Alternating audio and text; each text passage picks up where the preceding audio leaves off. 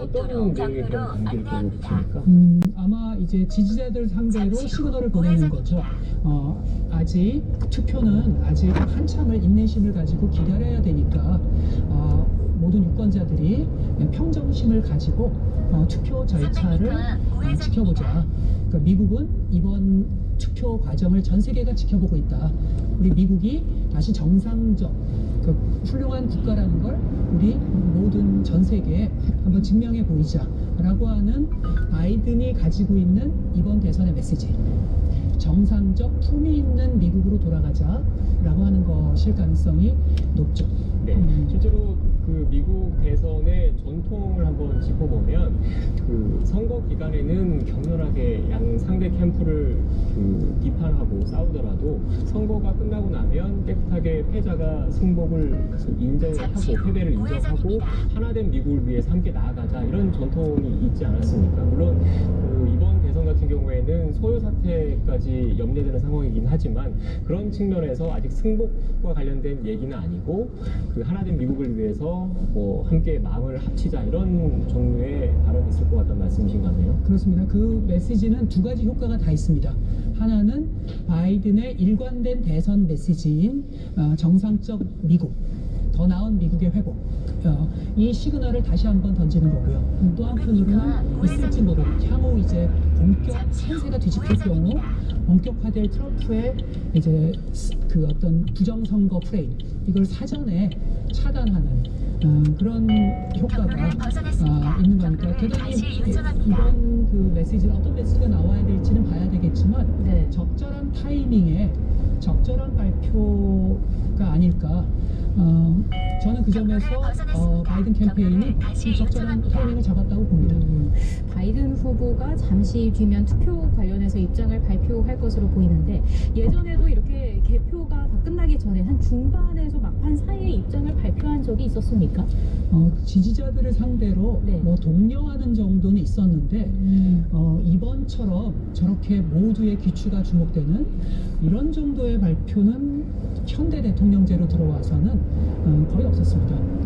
그만큼 이번 선거는 그야말로 미국이 스스로가 부끄러워할 전 세계에서 선거 감시단이 파견돼야 될지 모르는 그러다 보니까 이런 중단 메시지에도 전 세계가 가슴을 졸이면서 지켜보는 참 굉장히 이례적 그 어떤 에피소드인 것 같습니다. 네, 지금 이 시각 바이든 후보의 델라웨어, 미 델라웨어 자택 부근의 모습입니다. 화면 오른쪽은 연단이 있는데 이곳에 바이든 후보가 나와서 입장을 밝힐 것으로 보이고 화면 왼쪽은 그 경광등이 달린 그 경찰차 같은 모습도 좀 보이고요. 지지자들이 차를 타고 코로나19 상황 때문에 차를 타고 모여있는 모습도 확인할 수 있습니다. 네. 애초 미 언론 등은 2시 30분쯤에 바이든 후보가 입장을 발표할 것으로 예상된다라는 보도를 내놨는데 아직까지는 바이든 후보가 나타나지 않고 있습니다. 조금 지연되는 것 같고요.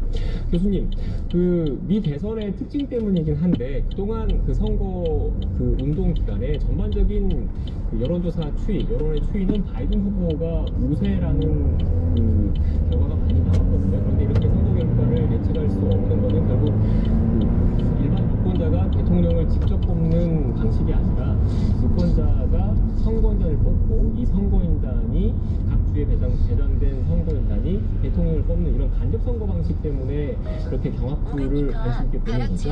그렇습니다. 만약 이게 우리 대한민국과 같은 선거 방식이었다면 뭐 그렇다면 캘리포니아라든지 이런 거대 큰 주에서 많은 인구수를 가지고 있으니까 뭐 싱거운 승부가 되겠죠.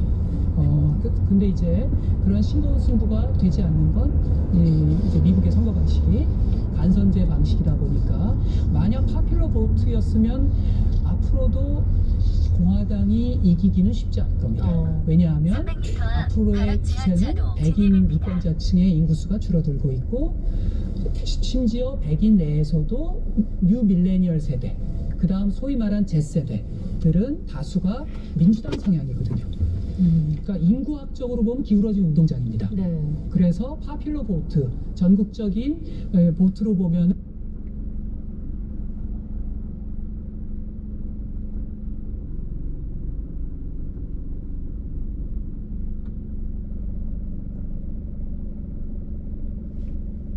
미국의 정식 국명이 유나이티드 스테이츠 오브 아메리카잖아요. 그러니까 연방제 국가의 전통이 작용한 거죠. 그렇습니다. 이제 우리는 예를 들어서 뭐 동사무소 같은 게 어디 가나 있지 않습니까? 동사무소는 중앙 정부의 말단 어떻게 보면 이제 세포 같은 거죠. 미국에 아마 가시면 한국 분들이 가장 놀라운 어떤 것들이 여러 개가 있는데 일단 노래방이 없고요. 그 잘 없고요. 네. 그 다음에 동사무소가 없죠. 왜냐하면 중앙 정부의 말단 정부가 아니라 사실은 각각 주 정부가 헌법조차 갖고 있습니다. 그러다 보니까 미국은 이 연방주의적 전통을 포기할 수가 없죠. 예. 또 하나의 글쎄요 변수랄까요. 이번에 무당파가 유난히 또 많았던 것 같아요. 뭐 정확히 말하면 지지하는 정당의 선호가 없는 유권자들, 혹은 막판까지 표심을 결정하지 않은 못한 유권자들이 많았는데 이들의 선택이 결국 최종 결과에 영향을 미치게 되는 거라고 볼 수 있습니까? 예, 그래서 저희가 우편 투표를 결과까지 보자라고 하는 이유가 거기 있습니다. 네. 사실은 저도 약간은 의외인 게요. 저는 뭐 누가 이길지는 모른다고는 계속 얘기는 해왔지만 무당파층과 온건 공화당층이 4년간 트럼프 대통령에 대한 피로감이 좀 늘어났거든요. 그런 점에서 생각보다 플로리다, 오하이오 이런 부분에서 훨씬 더 초경합으로 갈 거라고 저는 봤는데 그렇지 않은 걸 보면 무당파 층에서도 민주당 쪽에서 예상하다시피 일방적으로 샤이 바이든은 아니지 않는가 그런 점에서 끝까지 한번 지켜볼 필요가 있을 것 같습니다. 원래 예상은 무당파 층에서도 바이든이 유리하고 그리고 여성, 노인층 그리고 아프리칸 아메리칸 온건 공화당 굉장히 광범위한 층이 4년간 트럼프에 대한 피로증이 나타난 게 2016년과 차이다 라고 하는 게 여론 분석가들이나 저희 같은 미국에 있는 학자들의 생각이기도 했습니다. 네. 플로리다에서 트럼프가 이겼죠. 플로리다랑 메인은 미국 전역에서 노인층이 가장 많이 있습니다. 그럼 뭘 의미할까? 생각보다 노인층이 바이든으로 완전히 기울어지지 않았을 수도 있지 않을까. 여러 가지 추측들을 하지 않을 수 없는 현재로서는 안개 속에 있는 그런 유권자들의 선택이 아닐지 합니다. 네. 지금 이 시각 바이든 후보 자택 부근 화면 보고 계십니다. 앞서 미 언론이 2시 반쯤에 입장 발표할 것이라고 보도를 했는데 지금 시간이 계속 지연되고 있죠. 바이든 후보가 어떤 입장을 발표할지는 아직 알려지지 않고 있습니다. 이어진 기자. 네. 바이든 후보는 어떤 사람입니까? 네, 사실 바이든 후보는 굉장히 나이가 좀 트럼프 대통령보다 4살 많습니다. 좀 있으면은 만으로 며칠 뒤면은 78세가 됩니다. 우리 나이로 79세고요. 내년에는 우리 나이로 80살이 되는 거죠. 펜실베니아가 아까 말씀드렸듯이 고향입니다. 좀 아버지가 수업에 실패했기 때문에 네. 지금 바이든 후보가 모습을 드러냈고요. 현장 음을 함께 들어보시겠습니다.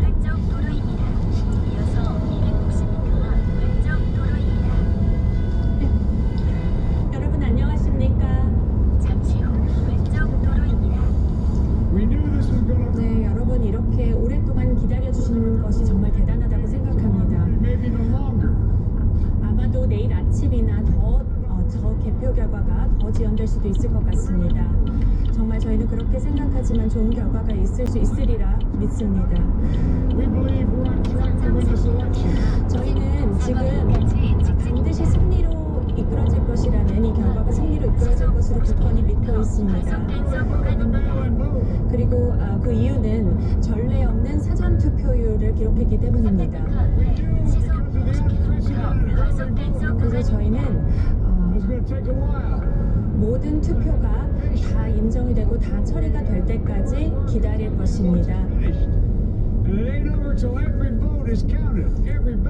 다시 한번 거듭 말씀드리지만 모든 투표죠. 이 사전 투표, 우편 투표를 포함한 모든 투표가 다 반영이 될 때까지 우리는 기다릴 것입니다. 하지만 우리는 지금 느낌이 좋습니다. 지금 현재 우리가 있는 곳에서 굉장히 잘하고 있다고 생각을 합니다. 네, 정말 특히 경합주 중 한 곳인 애리조나를 이기고 있고 이 부분에 대해서 우리는 굉장히 자신감이 있습니다. 미네소타에 대해서도 자신감이 있고 조지아도 여전히 상황이 지금 격전이 진행 중입니다. 저희는 지금 위스콘신 그리고 미시간에 대해서도 굉장히 자신감이 넘칩니다. 그리고 또 하나 말씀드리면요. 좀 많이 시간이 오래 걸리겠지만은 모든 투표가 반영되면 우리는 펜실베이니아도 가져갈 것입니다. And they're really encouraged by the turnout and what they see. Look. 네, 지금 현장에서는 지금 현장 투표율 그리고 사전 투표 여러 가지 상황을 봐서 굉장히 저희 캠프 측이 되게 긍정적으로 모든 상황을 보고 있습니다. 현재 트럼프 대통령도 저희는 지금 승복을 선언하는 그런 상황이 적절치 않다고 생각합니다. 그런 상황이 될 수 없다고 생각하고요. 그 결정은 여러분 미국민이 결정을 할 수 있는 미국민만이 결정을 할 수 있는 것이라고 생각을 합니다. Hey John, good to go. Yeah, the whole team. 네, 지금 델라웨어주를 이끌고 있는 주정부 모든 관계자들에게 격려의 뜻을 보내고 싶고요. 그리고 지금 저희 민주당 선거 캠프를 지지해주고 또 저희 모든 관계자들 지지해주신 모든 분에게 거듭 감사의 말씀을 드리고 싶습니다. 여러분은 제가 이전에도 이런 얘기를 한 적이 있었죠. 믿음을 잃지 말고. 네, 믿음을 잃지 말고 우리는 이길 것이니까 절대 그 확고함, 그 확신, 그 자신감을 잃지 맙시다.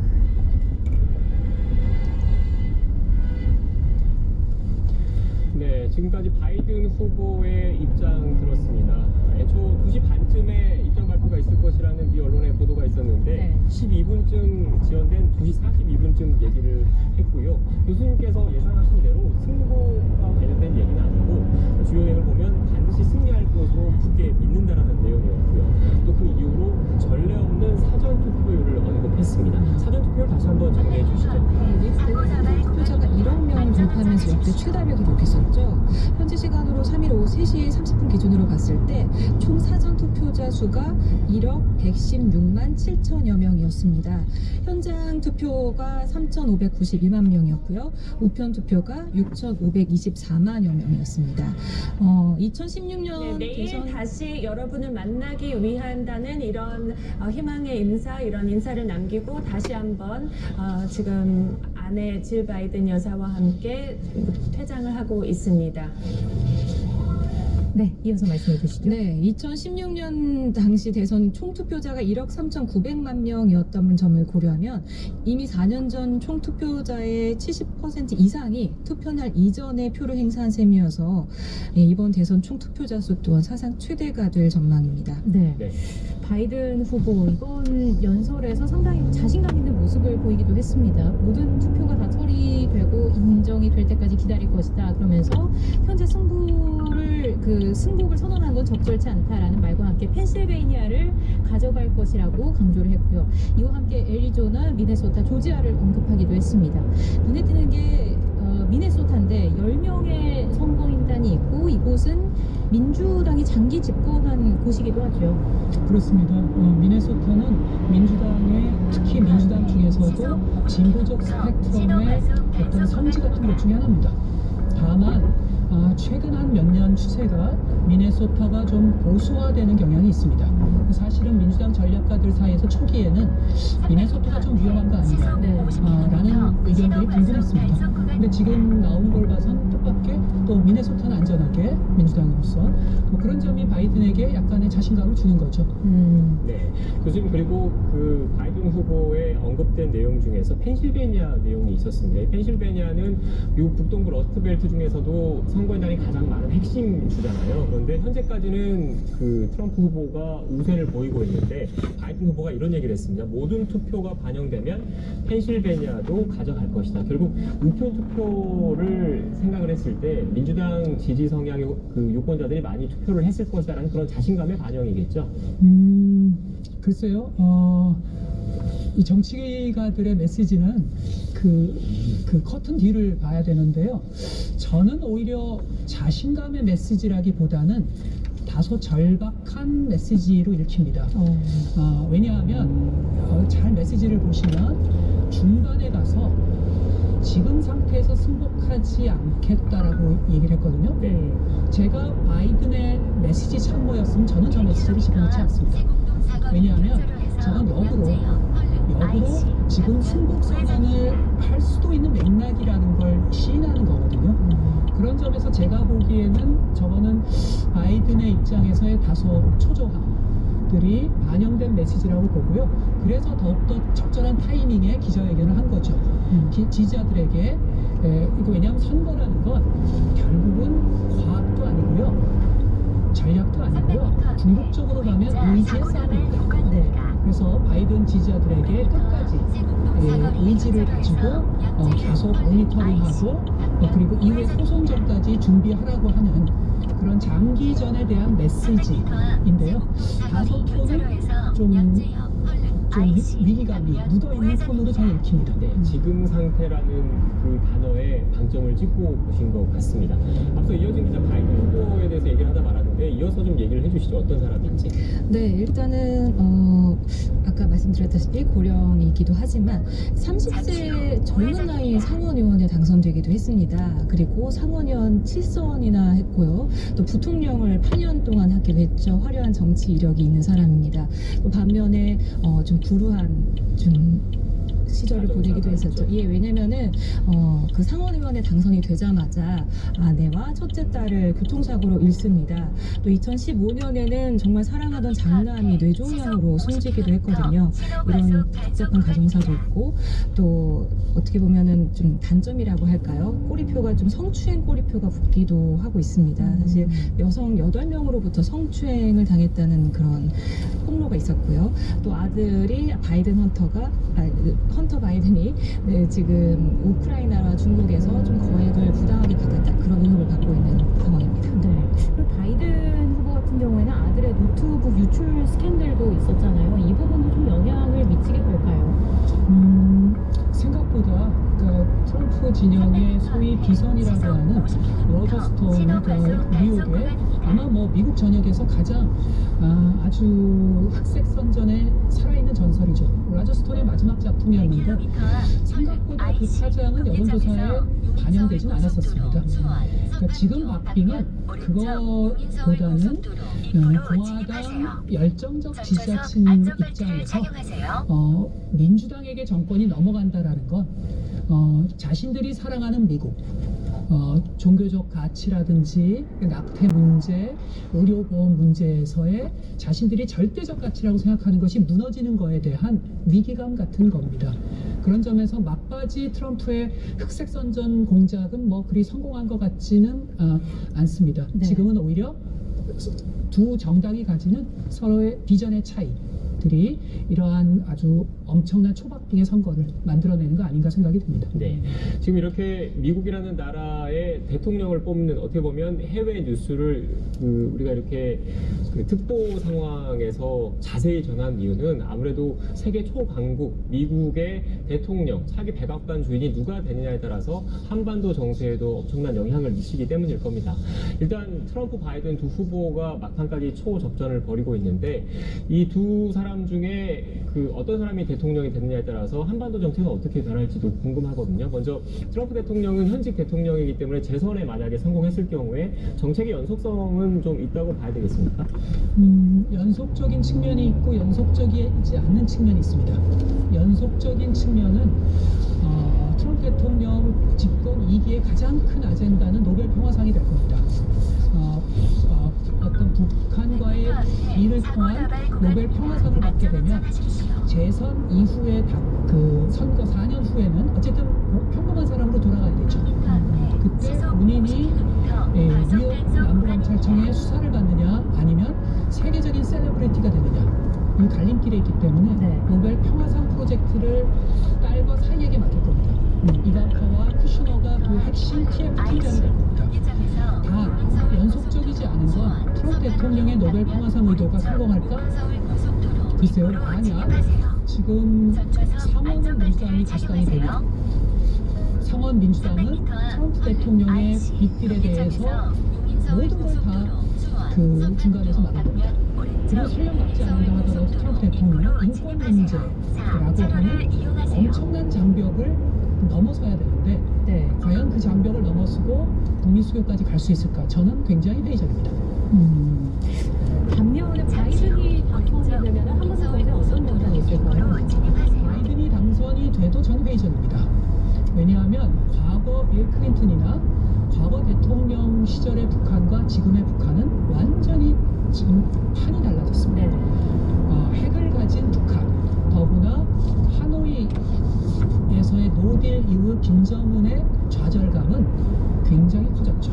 네, 교수님 잠시만요. 지금 바이든 후보에 이어서 트럼프 대통령도 이번 재선거 관련해서 입장이 나왔습니다. 트위터를 통해서 간단한 입장을 발표를 했는데 우리가 대승했지만 그들이 선거를 훔치려 한다.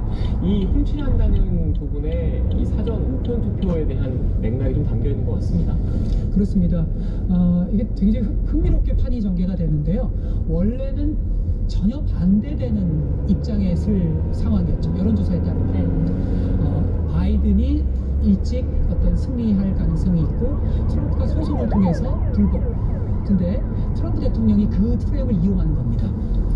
트럼프 대통령이 트위터는 말하면 이런 거죠. 봐라. 지금 불복은 누가 하냐? 본인은 미국의 그런 선거의 인테그리티를 지키는 거고 민주당이 선거를 훔치려고 한다. 트럼프 대통령다운 아주 상대, 마치 우리가 유도 게임 같은 거죠. 상대가 지금까지 해왔던 프레임을 이용해서 절묘하게 상대를 낙인 찍는 그런 점에서 어떻게 보면 제가 보기에는 바이든 진영이 트럼프 대통령의 저 트위터 메시지가 나갈 거라는 걸 네. 사전에 아주 직전에 정보를 입수했을 수도 있고요. 그래서 제가 아까 말씀드린 면역 주사를 도와서 트럼프 대통령도 뭐 당황하든지 아니면 원래 예정됐던 건지 이게 원래 본인이 하려고 했던 메시지를 달린 그러나 이 두 메시지 프레임에서 현재로 봐서 트럼프 대통령이 유리하죠. 일단 트위터를 통해서 우리가 대승했지만 그들이 선거를 훔치려 한다라는 말과 함께 상대가 선거를 훔치게 두지 않을 것이다라는 입장을 남겼습니다. 패배를 한다고 하더라도 인정하지 않을 수 있다는 의미겠죠. 이미 트럼프 대통령은 그러니까 패배라고 하는 프레임이 현실이 사라졌습니다. 이미 승리했다는 입장인 거고요. 그렇죠. 이미 트럼프 대통령의 강점 중에 하나가 현실을 대안적으로 구성한다는 거거든요. 그 처음에 당선될 때 기억나시나요? 그러니까 유세 당선 취임식 때 인구를 본인만의 숫자로 규정하잖아요. 네. 그래서 지금은 트럼프 대통령의 멘탈리티와 전략은 이미 선거에서 승리한 셈이다. 그래서 지금부터는 상대가 선거를 훔치는 것이다. 이렇게 선거판을 이렇게 규정짓고 이렇게 이제 판을 가는 겁니다. 따라서 이후에 바이든 대통령 후보가 역전한다 하더라도 트럼프 대통령이 소송전을 걸더라도 그거는 소송전을 거는 게 아니라 승리한 선거를 지키기 위한 민주주의를 수호하기 위한 전투다. 이렇게 프레임을 볼 수 있는 거죠. 아주 트럼프 대통령 입장에서는 대단히 영악한 프레임 전쟁이죠. 교수 간략하게 실제로 법적 분쟁으로 갔을 경우에 어떤 절차가 나갔을 때 연방 대법원에서 결정을 하는 건가요? 아니면 이 하원에서 최종적으로 결정하는 건가요? 실제로 봐서는 대법원까지 갈 텐데요. 근데 굉장히 불확실한 상황인 게 트럼프 대통령이 철석같이 믿고 있는 건 6대 3의 보수 대법관의 우위를 가지는 그래서 대법원에서 판결을 내주기를 원하죠. 얼마 전에 이 대법관을 새로 인선할 때도 민주당에서 강력한 의견을 받아오고 보수선의회 후보를 인선을 해서 그렇습니다. 그러나 지금 트럼프 대통령이 약간의 무리함을 느끼는 게 한 2주 동안 대법원이 판결을 자신에게 절대적으로 강파적으로 유리하게만 내리고 있지는 않거든요. 따라서 과연 대법원이 트럼프 대통령의 손을 들어줄지 그건 대단히 의문시 되고요. 그럴 경우에 어떻게 할 것이냐. 이건 트럼프 대통령도 모릅니다.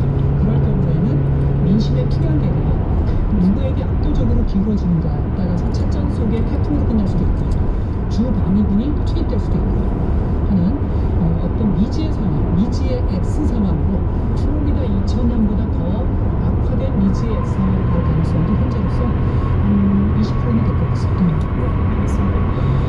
이제 미 대선 대표가 속속 진행되고 있습니다. 그래서 민주당 후보의 입장이고 트럼프 대통령의 최종적인 주장까지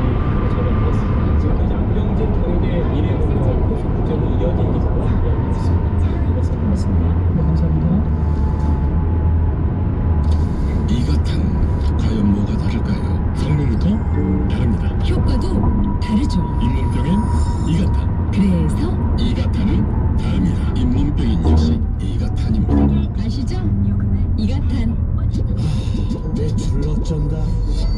선물을 요금 800원이 지불되었습니다. 잔금 47,420원입니다. 선생님께 묻습니다. 제가 부동산 투자에 관심이 많은데 지하철과 도심 속 자연환경을 누릴 수 있는 입지에 부동산 규제를 벗어난 틈새 상품이 어디 없나요? 상암 DMC와 창릉 신도시의 인프라를 모두 누리는 섹션 오피스. 서부선과 직통 연결되는 멀티 노선으로 더 편리하게 성공을 향한 비즈니스의 준비는 끝났다. DMC 스타리즈 향동지구역 대림산업시구.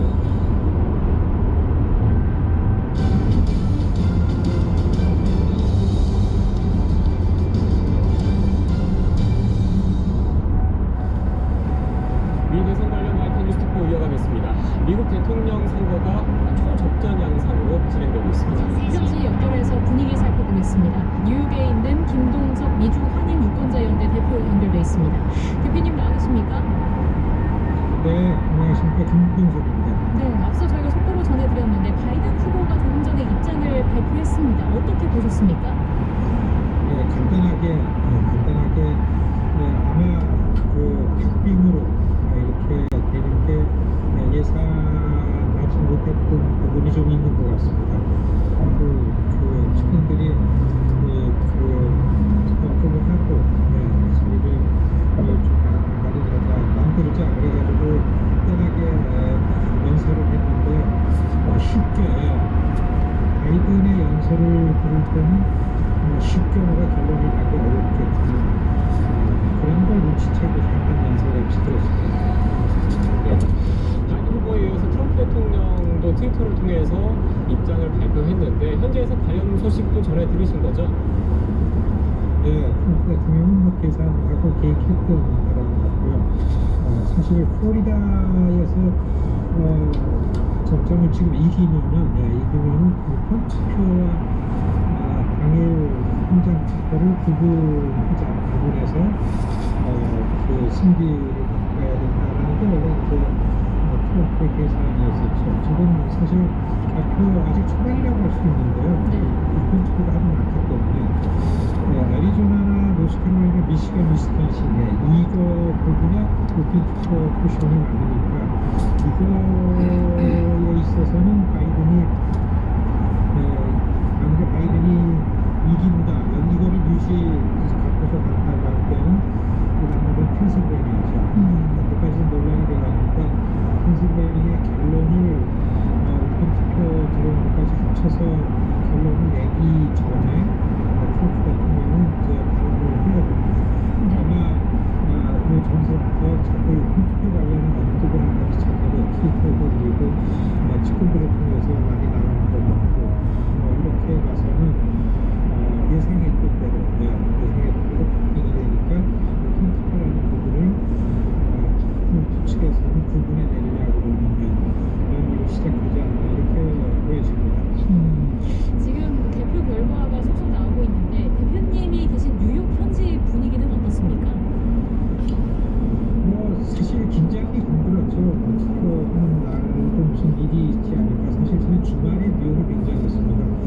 그 지지자들이 뉴욕 인근에 있는 지지자들이 뉴욕 쪽으로 와가지고 다리 그래서 이렇게 정리해서 실력 행사를 했는데 사실 이런 것 때문에 투표하는 당일날 굉장히 걱정도 하고 좀 우려했는데 큰일은 없었죠. 큰일은 없이 지났는데 아마 뉴욕은 원래 민주당 지역이니까 그냥 바이든이 카운트한 거고 종합주의 곳곳에서 우편 투표에 관한 문제들을 걸고 나오면은 어쨌든 트럼프 측에서는 그게 유리하든 불리하든 우편 투표라는 부분을 걸고 나오면은 작고 큰 소송이 잇따르게 되면은 이게 줄을 연결해서 법원 쪽으로다가 아마 이 결론이 자꾸 가게 되지 않을까 이렇게 생각합니다. 네. 대표님 4년 전 미 대선에서는 트럼프 후보의 승리를 예측했는데 이번 대선 결과는 어떻게 전망하고 계십니까? 사실 이번 대선 4년 전에 저는 트럼프를 1년 동안 따라다녀 봤습니다. 예선 때서부터요. 그래서 그 트럼프가 그 선거를 주도해서 바람을 일으키고 이 쇠몰이가 너무 강하고 그래가지고 좀 그렇게 전망을 해봤는데 이번에는 이 선거 관계자들이 다 좌를 잃었습니다. 예. 이 팬데믹 상황에서 치러지는 선거, 그러니까 캠페인 캠프가 일반적인 선거를 수행하는 전략이 아니었었습니다. 바이든 쪽에서는 트럼프와 트럼프 반대라는 큰 전선을 만들어 가서 치르고, 그다음에 트럼프는 이전하고 같게 팬데믹이라는 것을 부정하면서 지지층을 결집해서 확산시킨다라는 게 충돌하고 끝나는 막판에 가서 이 코로나 상황이 되게 엄혹하게 트럼프 지지층으로 확산이 됐죠. 네. 그래서 사실은 당일날 현장 투표 지지자들이 많이 나오는 걸 봐서는 코로나 상황 때문에 트럼프 쪽이 좀 부진하지 않을까 그랬는데 트럼프 지지층들이 마지막 2주 동안에 트럼프의 유세라는 건 보셔서 알겠지만 어마어마했습니다. 2주 동안에 거의 한 40여 군데 이상을 고령인데도 불구하고 하면서 이 폭풍을 일으켰죠. 아마 플로리다도 그렇게 바람 일으킨 게 아마 효과를 봐가지고 성과를 낸 것 같다 보는데, 여하튼 트럼프의 그런 선거 전략도 이전에 없던 거고, 네. 전문가들이 아무도 혀를 내두고서 그냥 쳤다만 보는 격이었었는데요. 여하튼 그렇기 때문에 투표율이 굉장히 높게 나올 수밖에 없을 정도로 사전 투표, 그 안에서도 이때까지 미국에서 해보지 않았던 우편 투표라는 게 6,500만 명 이상이 우편으로 투표를 하고, 지금 투표용지가 공중에 날아다닌다 이런 얘기가 있습니다. 미국의 우편 행정이 굉장히 부실한데 갑작스럽게 이렇게 큰 일거리를 처리할 일손 때문에요.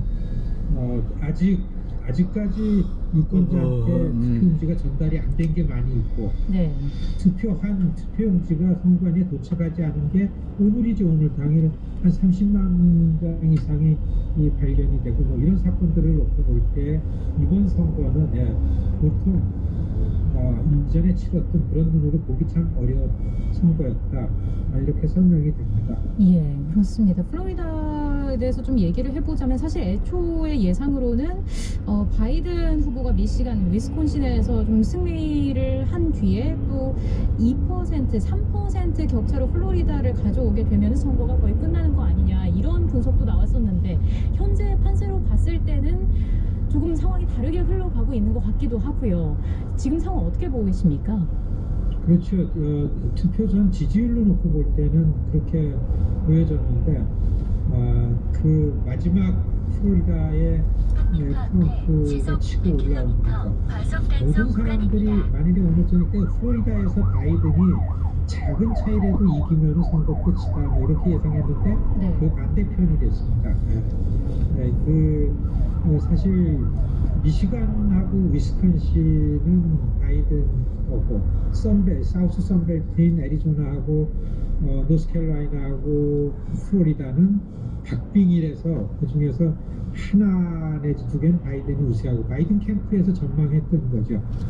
이거가 이제 예상을 뛰었고서 플로리다를 이기게 되고, 그 외에는 아직까지 개표가 결론이 안 났기 때문에 이게 좀 이런 상황에서 좀 오래 가는데, 앞으로 상황이 가는 거는 트럼프 특기가 발휘돼가지고 트럼프가 좀 끌고 가지 않을까, 이 상황이요. 오랫동안 결정되지 않는 게 이렇게 보여집니다. 네, 대표님, 현지에서 미 언론도 실시간으로 보고 계실 텐데, 현지에서 파악하고 있는, 전망하고 있는 당선인 윤곽 시점은 언제쯤입니까? 사실 한국하고 다르지 않게 미국에서도 좀 미디어들도 트럼프 쪽은 트럼프 위주로만 얘기를 하고요. CNN이나 이 MBC 같은 이쪽 좀 진보적인 쪽, 리버럴 쪽에서는 이렇게 얘기를 하고 좀 다르고 있는데, 공통적으로 쉽게 끝나지 않을 거다. 왜냐하면 이 깔끔하게 개표가 나올 가능성이 별로 없다.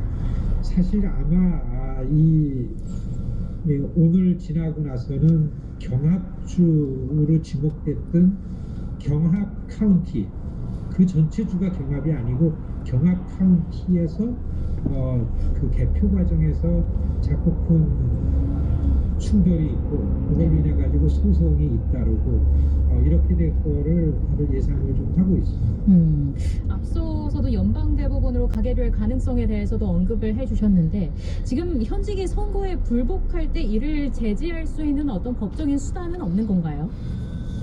그렇죠. 지금 미국 지식인들이 굉장히 당황하고 있습니다. 왜냐하면 미국의 법은 평화적인 권력 교체를 전제로 만들어졌기 때문에 현직 권력이 국민투표라는 거, 이 결과를 받아들이지 않을 때 어떻게 할 수 있는 게 없다라는 거에 굉장히 당황하고 있습니다. 이럴 때, 미국에서 이럴 때, 그래서 사회적인 혼란이 예상되고 어려움에 직면했을 때는 이 대통령 위에 있고 하늘 아래에 있다라는 9명의 연방 대법관들한테 논의를 맡기는 거죠. 그렇기 때문에 의뢰로 그렇게 그쪽으로 가지 않을까, 이걸 미리부터 트럼프 대통령이 좀 본 거죠. 그래서 긴스버그 대법관 돌아가시자마자 한 달 만에 속전속결로 자리를 채웠습니다. 앞으로 어떻게 판결될지 모르지만 의외로 대법원 안에서 판결되는 우편 투표에 관한 논란을 민주당 쪽 입장에 손을 좀 많이 들어줬습니다. 어떻게 될지 참 궁금하고 관심사항입니다. 네, 알겠습니다. 지금까지 뉴욕에 있는 김동석 미주 한인 유권자연대 대표와 함께 이야기 나눴습니다. 오늘 말씀 고맙습니다. 고맙습니다. 네, 미국의 대통령을 선출하는 선거 대체로 순조롭게 진행됐고 현재 시시각각 개표가 진행되고 있습니다. 네, 당선인 윤곽은 우리 시각으로 늦은 오후쯤에 파악이 될 수 있을 것으로 보입니다. 워싱턴 연결해서 자세히 알아보겠습니다. 김지환 특파원. 네, 백악관 앞에 있는 라파예트 광장에 나와 있습니다. 네, 앞서 저희가 1시간 전쯤에 연결을 했는데 그때 백악관 앞에 시민들이 많이 모여 있었다라고 전해줬었는데 지금 상황은 어떻습니까? 네, 여전히 라파예트 광장에는 시민들이 많습니다. 이곳 광장을 포함해서 이 백악관 주변으로 시민 수백 명이 모여 있는 것으로 보입니다. 애초 앞서 전날 드렸던 대로 진보단체 100여 개가 그 대선 전에 집회 신고를 했는데요. 개표 결과가 나오기도 전에 트럼프 대통령이 조기 승리 선언을 할 수도 있다, 이런 보도가 나오자 이것을 막아보자는 의도로 기획이 됐습니다. 제가 주최 측에 물어보니 이곳 시각으로 자정쯤이면 모든 일정이 다 끝난다고 이야기를 했는데 지금 1시간 정도 지난 지금 실제로 수천 명이었던 인파가 수백 명으로 줄어드는 모양새를 보이고 있습니다. 하지만 참가자들은 여전히 전광판을 설치해 놓고 긴장된 분위기 속에서 개표 방송을 지켜보고 있는데요. 시간이 지나면서 트럼프 지지자들도 모여서 반대 지지자와 언쟁을 벌이는 모습도 볼 수가 있었습니다. 선거 결과에 따라서는 충돌도 우려되는 상황인데요. 이에 따라 워싱턴 곳곳에 차량 통행이 막혔고 경찰과 주 방위군까지 출동해서 경비 태세도 아직 삼엄합니다. 폭력 사태 우려로 백악관 앞쪽에는 높은 벽이 세워졌는데요. 백악관 주변을 따라서 2.5m 정도 높이 철제 펜스까지 세워지면서 2중, 3중 남장이 만들어졌습니다. 네, 김주환 특파원 개표 상황도 정리해 주시죠. 네, 지금 이곳 시각이 새벽 1시 12분 정도 된 상황인데요. 모든 주가 투표를 마치고 개표에 들어간 상황입니다. 가장 먼저 투표가 마감되고 개표가 시작된 곳이 켄터키와 인디애나주고 모두 공화당 강세주인데요. 개표가 거의 끝났는데 트럼프 후보가 두 군데 모두 무난히 승리하는 것으로 파악이 되고 있습니다. 최대 경합주의 플로리다는 개표가 거의 끝났는데 트럼프 대통령이 3%포인트 안팎으로 승리할 것으로 보입니다. 제2전선으로 불리는 오하이오주와 텍사스주는 전통적인 공화당 강세 지역임에도 초반에는 바이든 후보가 리드를 가져갔는데요. 오하이오는 개표가 거의 끝났는데 트럼프 대통령의 승리가 거의 굳혀졌고요. 텍사스주 역시 트럼프 대통령이 5위를 지키고 있습니다. 주요 경합주 6개와 제2전선 5개 지역 가운데 애리조나, 미네소타 정도를 빼고는 트럼프 대통령이 계속 리드를 지키고 있습니다. 자, 트럼프 대통령과 바이든 후보의 움직임도 전해주시죠.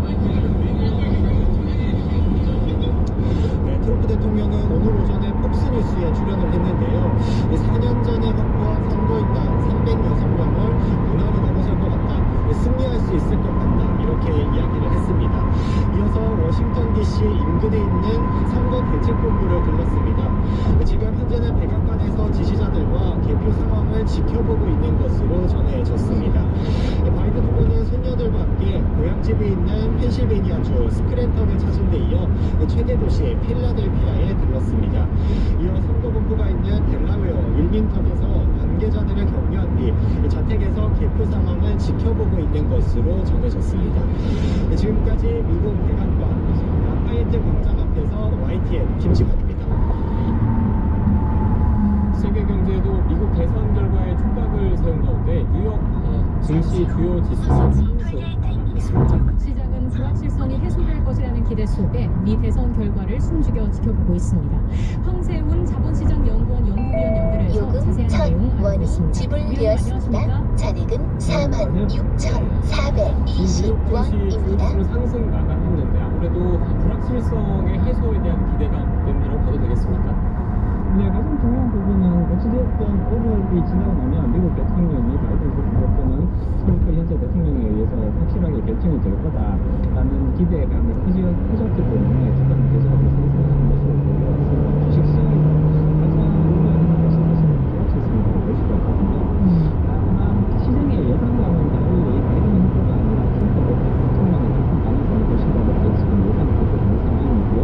그렇기 때문에 내일 미국 시장이 열리게 된다면 급격하게 포지션 조정이 일어날 가능성이 내일은 어제와 같은 그런 강한 상승 그런 영향이 보이고 이제 대학세가 되면서 포지션 조정이 활발하게 일어나는 그런 현상으로 진행될 가능성이 높아 보입니다.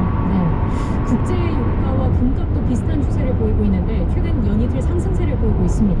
대선 결과에 따라서 안전자산에는 어떤 영향을 주게 될까요? 일단 안전자산에 가장 큰 영향을 줄 수 있는 부분으로 대선이 끝나고 나면 5차 경기 부양책이 어떤 형태로든지 이제 양쪽 한가 지나가면 타협이 일어날 가능성이 높아지고 있다는 거죠.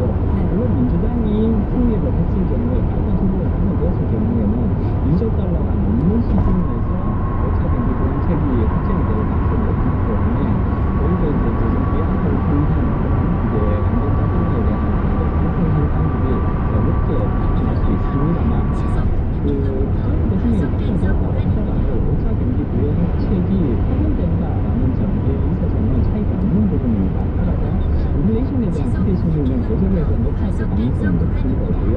따라서 그 가격이라든지 혹은 원유 유가, 특히 유가 같은 경우에는 이제 경기 부양책에 따른 그런 경기 상승폭과 그다음에 코로나19에 대한 백신 개발에 대한 기대감들이 계속해서 높아지고 있는 상황이기 때문에 이런 부분들을 반영해서 유가도 상승 흐름을 탈 가능성 그리고 금값도 계속해서 이어지는 제로금리 정책 그리고 대규모 경기 부양책 이런 것들을 힘입어서 오히려 안전자산의 금값도 인플레이션에 대한 해칭이라는 부분들을 반영할 때 이렇게 상승 흐름을 보일 가능성이 더 높다고 생각할 수가 있죠. 네, 박사님 추가 단기 부양책 말씀하셨는데 아무래도 세계 경제에도 긍정적인 영향을 줄 수 있다 이렇게 봐도 되겠습니까? 세계 경기에 있어서도 불확실성, 대선에 관련된 불확실성이 제거되었다는 부분에 가장 크게 주목할 필요가 있을 것 같고요. 트럼프 대통령의 당선 가능성이 실질적으로 트럼프 대통령 당선으로 이어지게 된다면 세계 경기 회복에 있어서도 오히려 긍정적인 방향성을 제시할 수 있을 것 같습니다. 불확실성들이 제시가 해결이 되면서 어떠한 방향성으로 미국 경제 정책들이 추진될 것이냐 확실하게 이제 가능성을 잡는 거거든요. 그렇게 된다면 주식시장, 금융시장도 마찬가지고요. 신흥경제에 있어서도 훨씬 더 회복을 향한 흐름은 뚜렷해질 가능성이 높다고 예상을 할 수 있습니다. 네, 이번에 대통령 선거도 있지만 미국의 상하원 선거도 함께 실시가 되는데 이건 역시 시장에 어떤 영향을 미치겠습니까? 네, 일단 트럼프 대통령이 재선으로 가게 되고 그다음에 상원을 공화당을 가게 된다면 현재의 구도 자체가 그렇게 크게 변한다고 볼 수는 없는 거거든요. 지금 가장 문제가 되었던 시장에서 걱정했던 부분들은 어떠한 방식으로 권력 구조가 나누어질 것이냐, 재편될 것이냐가 가장 큰 불확실성이고 여기에 불안을 느끼는 투자자들이 가장 많았던 많았다고 볼 수 있습니다. 그렇지만 트럼프 대통령이 당선이 돼서는 이제 확실시되고 그리고 상원을 계속해서 공화당이 가져가게 된다면 현재까지 미국의 경제 정책이 계속해서 그 일관성을 유지할 가능성이 높다는 것을 의미하는 것이니까 시장에서는 여기에 대해서 오히려 더 큰 안도감을 느낄 가능성들이 높다. 더군다나 공화당의 정책은 성장 중심의 정책이라고 볼 수가 있는 것이거든요. 기업들에 대해서 세금을 오히려 깎아주고 이런 부분들에 있어서는 오히려 성장 지원 정책으로 볼 수가 있는 것이기 때문에 공화당이 상원과 그 다음에 대통령직을 계속해서 유지를 하게 된다면 이런 부분은 시장에 있어서 긍정적인 평가를 충분히 받을 수가 있습니다. 네, 박사님 마지막으로 개표 결과를 좀 더 지켜봐야 하겠지만 계속 그 박사님께서 말씀하신 게 불확실성의 중요성을 말씀하셨습니다. 그런데 차기 백악관의 주인 자리로 그 국정 공방이 계속 이어질 경우에 미국이라는 국가의 리더십이 공백 상태가 벌어지지 않습니까? 그만큼 시장에서는 불확실성이 커지는 걸로 받아들일 수 있을 것 같은데 어떻게 전망하십니까? 일단 트럼프 대통령이 특히나 펜실베니아에서 확실한 우위를 점하게 된다면 그런 법정 공방의 가능성은 상대적으로 줄어든다고 예상해 볼 수가 있습니다. 지금 펜실베니아 이외의 지역에서도 경합 지역에서 박빙의 승부를 보이고는 있습니다만 오히려 트럼프 대통령의 당선 가능성 혹은 이제 지지율이 더 높게 투표율이 더 높게 나타나고 있습니다. 이런 부분들은 결국은 펜실베니아를 비롯한 그런 이제 일부 경합 지역에서 법정 공방이 발생할 가능성이 상대적으로 줄어든다는 의미인 거거든요. 그렇기 때문에 트럼프 대통령이 당선을 확실시하게 된다면 오히려 법정 공방과 관련된 그런 불확실성은 줄어들 가능성들이 더 높다고 예상을 해볼 수가 있습니다. 그렇기 때문에 압도적으로 확실하게 트럼프 대통령이 당선하는 모습을 보이게 된다면 이것은 불확실성 해소에 있어서는 대단히 중요한 의미가 있다고 볼 수가 있는 것이죠. 네, 결국 또 이게 우리나라에는 또 어떤 영향을 미치게 될까 이게 관심입니다. 트럼프와 바이든 우리 쪽에 있어서는 어느 쪽이 좀 더 유리하다고 보시는지요?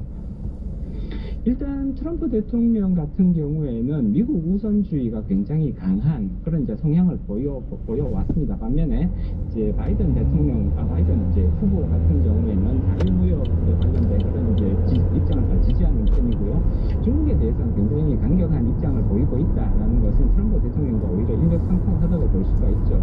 다만 우리나라에 대해서는 주한미군 철수를 반대한다거나 혹은 주한미군 부분에 대한 강일 인상에 대해서 반대한다라는 입장을 봤을 때 당분간 바이든 후보가 대통령으로 당선되었을 때 우리나라 경제에 미치는 그런 부담 같은 것들은 상대적으로 더 작지 않았을까 충분히 예상해 볼 수가 있습니다. 트럼프 대통령은 적극적으로 주한미군 방위 비용에 대한 인상, 다시 말해서 우리나라 경제, 우리 경제가 부담해야 될 비용들을 확대하는 쪽을 훨씬 더 적극적으로 지지하는 편이었거든요. 그렇기 때문에 이런 부분에 있어서는 당연히 트럼프 대통령이 당선되었을 때 우리가 지불하게 되는 비용이 증가할 가능성은 오히려 더 높다고 예상해 볼 수가 있습니다. 가장 중요한 부분은 그런데 이제 중국에 대한 부분이라고 볼 수가 있는 거고요. 중국에 대해서는 바이든 후보와 트럼프 대통령이 공통적으로 굉장히 강경한 입장으로 나갈 가능성이 높습니다. 그렇게 되었을 때 당연히 중국에 대한 의존도가 높은 우리나라 경제 구조를 봤을 때 부담이 증가하는 부분들은 불가피할 것 같고요. 다만 중국에 대한 견제가 강화될 때 거기서 반대급부가 생기는 부분도 충분히 기대해 볼 수가 있는 것이거든요.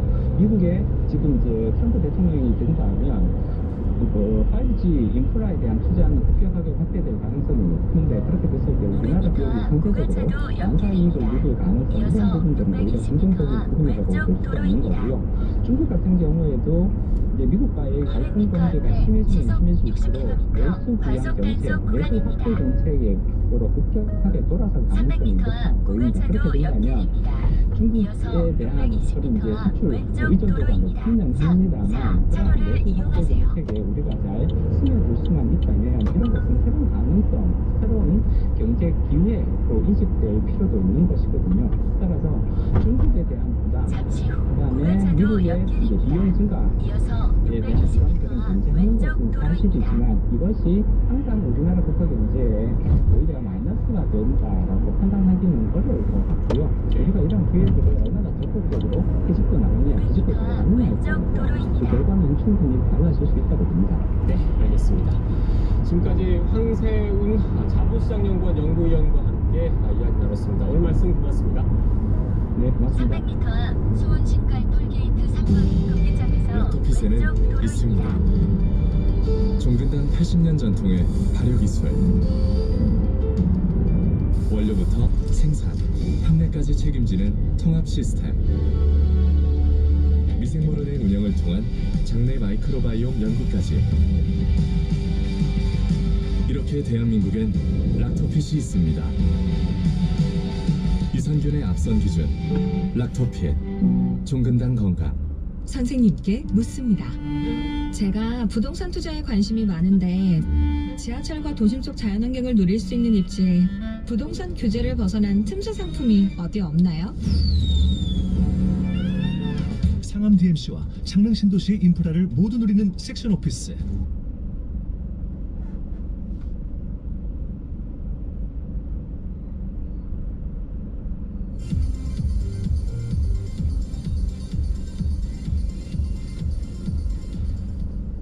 네, 조금 전 CNN의 집계 결과 텍사스의 선거 인단이 더해지면서 트럼프의 확보 선거 인단 수가 209명으로 늘어났습니다.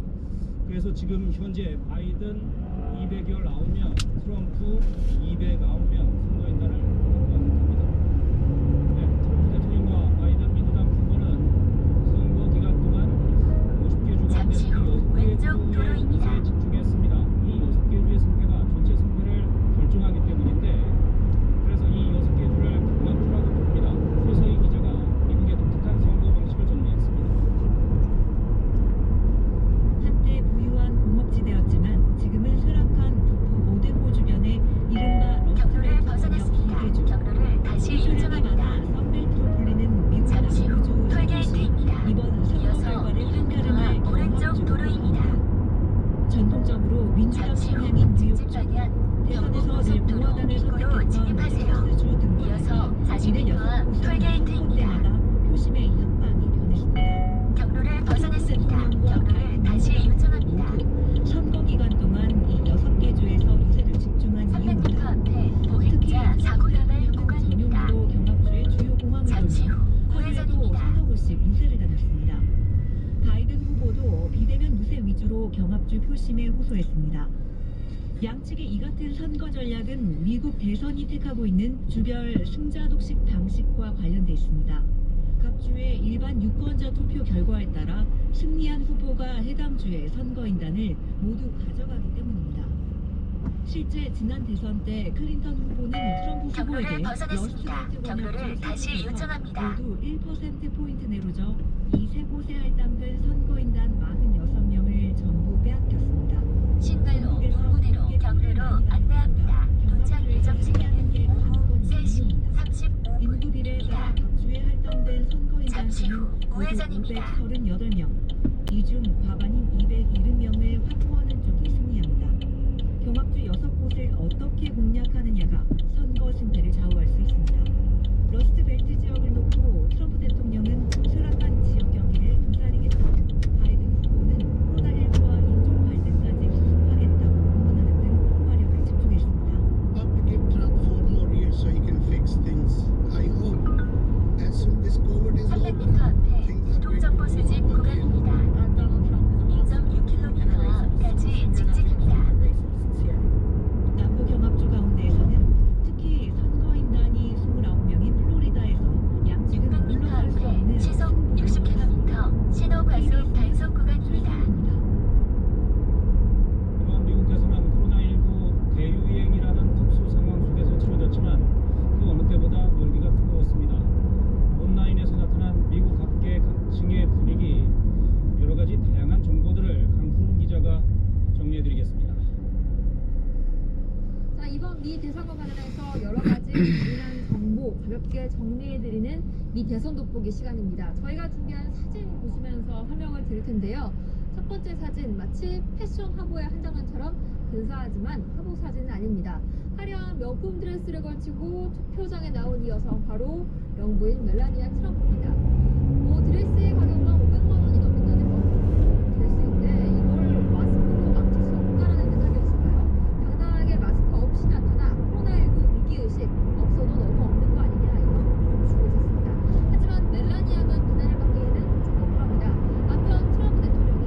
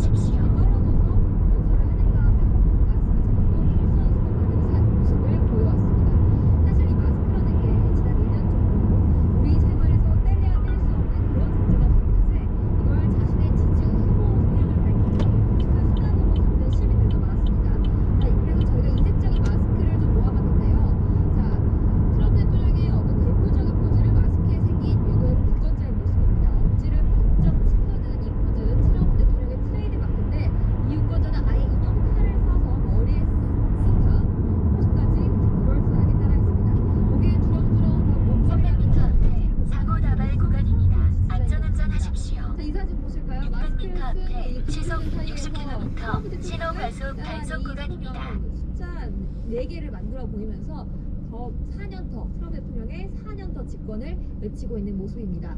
반면 바이든 후보의 열성적인 지지자로 알려져 있는 팝스타 레이디 가가는 화려하게 보석으로 장식한 이제 까만 마스크를 통해서 투표하세요 이 한마디를 새기고 유세장에 함께 나타났습니다. 다음 사진 보실까요? 바이든 그리고 해리스 숫자 2020 심플한 마스크지만 아주 간절한 눈빛이 인상적입니다. 사실 이번 대선에서 아주 중요했던 게 바로 이 흑인 투표자들의 표심이 어디로 향하냐 여기에 굉장히 많은 관심이 쏠렸었는데요. 선거를 몇 달 앞두고 흑인들이 공권력에 의해서 숨지는 사건들이 잇따르면서 블랙 라이브스 매러 BLM 운동이 일었고 이 유권자는 아예 블랙 보터스 매러 흑인 유권자